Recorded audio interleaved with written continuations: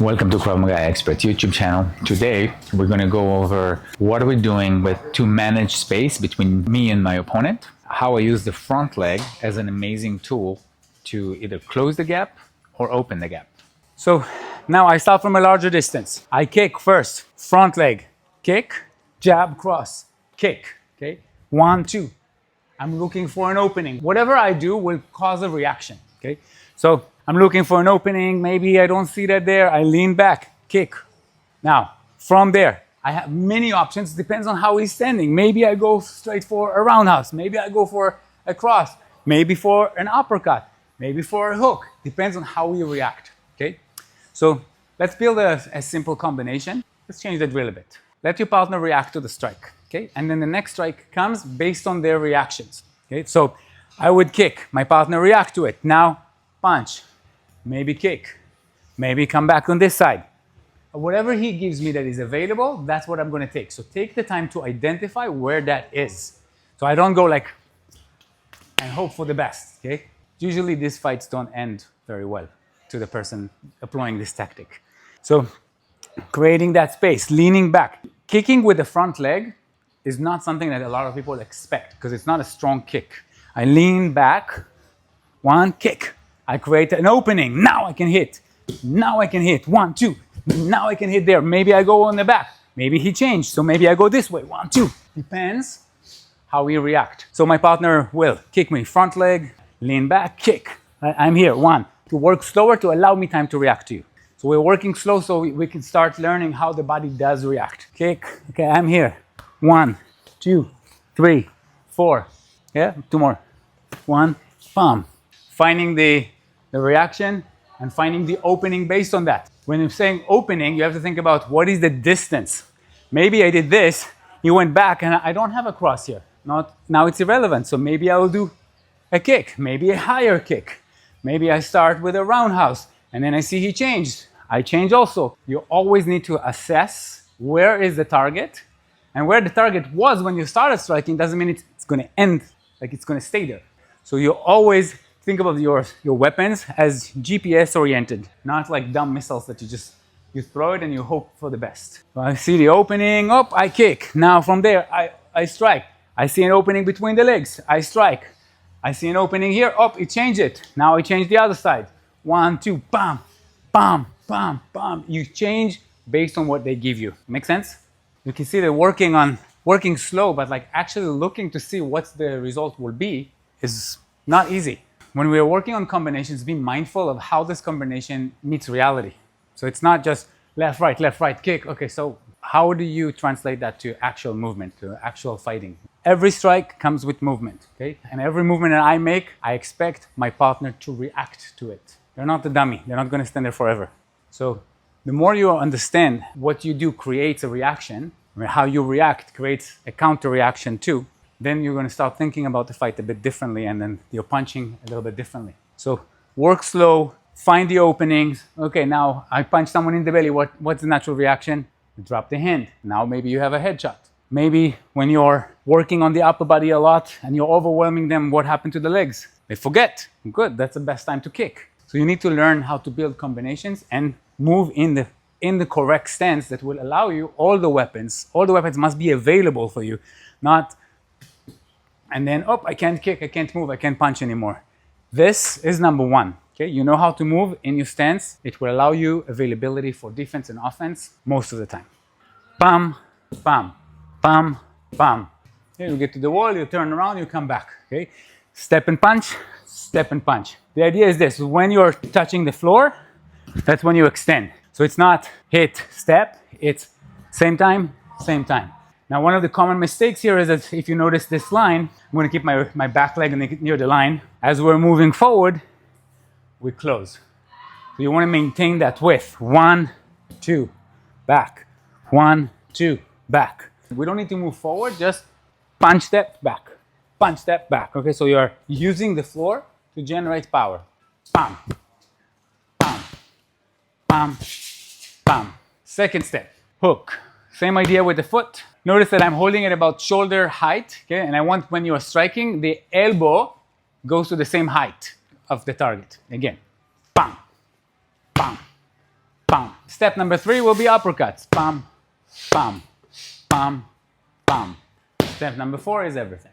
Bam, back here. Bam, strong belly as you punch. Yes. Move to hooks now. Bam. Yes, and bam. Now we move to uppercuts. Bam. Yes. It doesn't have to be huge.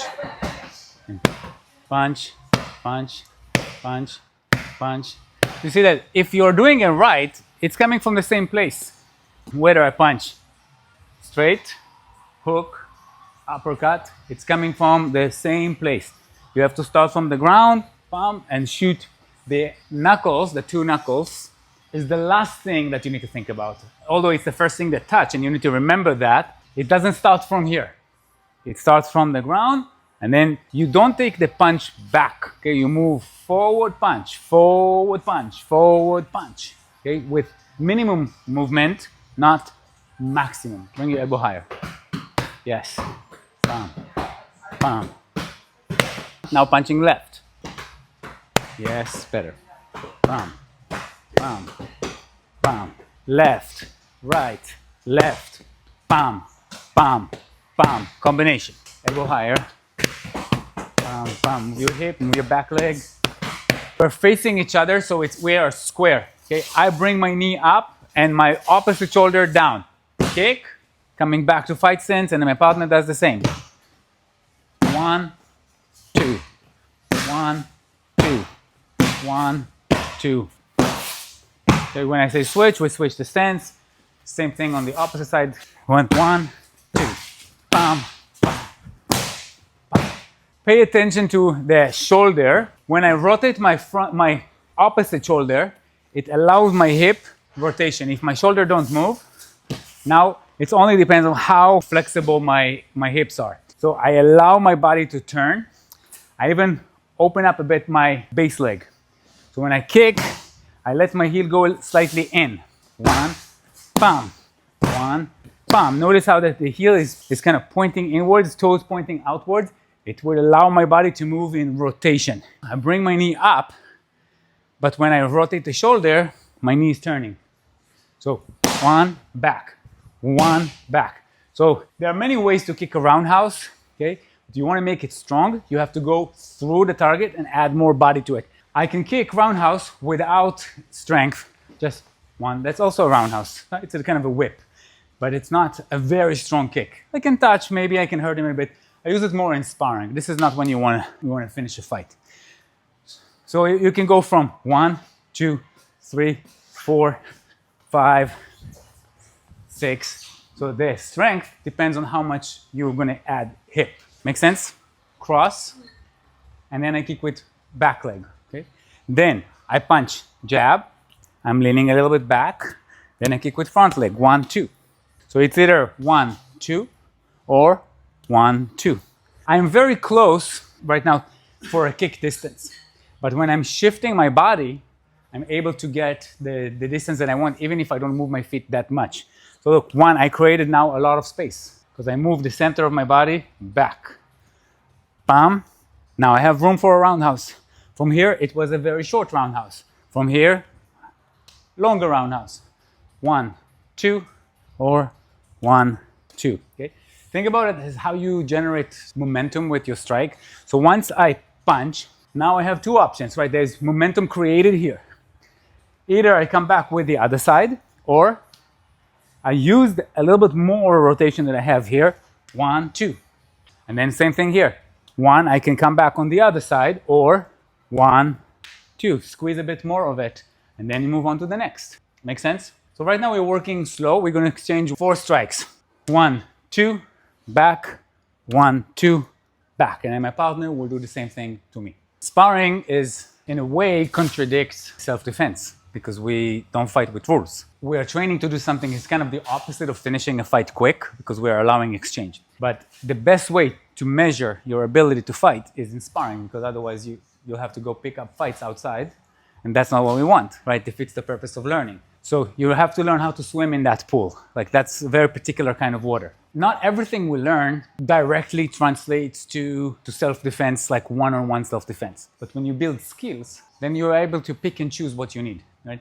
So you can either see self-defense as CPR training that you can do once every 2 years and like you don't remember anything, or you can think about it more like the doctor's tools, right? Which takes much longer time to learn. The more you know, then the more specific you can be with your answer. Because if all you know is like 3 things, and the situation didn't allow any of those 3 things, you got nothing. So learning how to move and shift the body between front, back, left, right, and then which momentum, where is my momentum? My momentum is on the right side, my momentum on the left side. Where is my partner's momentum, right? Where are they going? Where is the body weight? Where is the opening, right? Maybe I'm here now, I see an opening there, so I immediately kick. Maybe I don't see an opening, so I immediately shift. You need to learn how to find those openings and immediately change the way you stand or the way you move to address it, right? Because you need to take advantage of the openings as they form. So right now, working on 1, 2, back, 1, 2, back. Now, if you do it slow many times, then you can do it fast. I kick 1, 2, or 1, 2. Okay, punch. 1, round, yes, or punch. Left, yes. Think of that punch like almost like you're pushing yourself back. Bam, bam.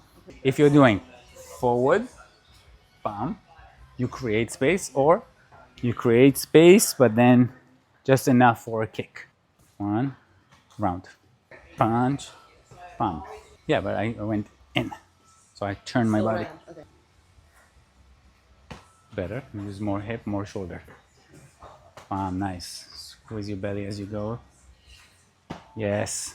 I'm going to start with a jab cross. Remember the stepping? Okay. So jab, cross. My partner move back. Kick, jab, cross. Okay. I switch the stance. Bam, bam. Too far. I don't want to lean too much. He's no longer in a punch distance. Kick, step out. Punch, punch, back. Such a basic combination works so well. Bam, bam, back, kick, step out. Jab, cross. Response to the jab, cross. Punch, jab, cross. 1, 2. I move back. This is why you have that space. That's why you can kick. If I go back where you go forward, go forward, go forward, go forward, go forward, forward. Who is stronger right now? Right. So I prefer to be the one doing this. Who is stronger right now?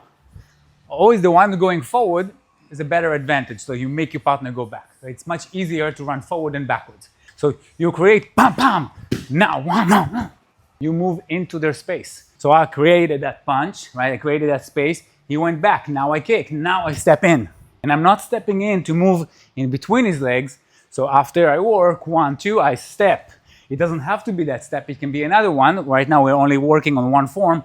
I kick, step out, punch, punch. We don't work on a strip. Fighting is more circular than straight. Make sense? Thank you very much for watching. You can like, subscribe, and make a comment. I promise to get back to you quickly.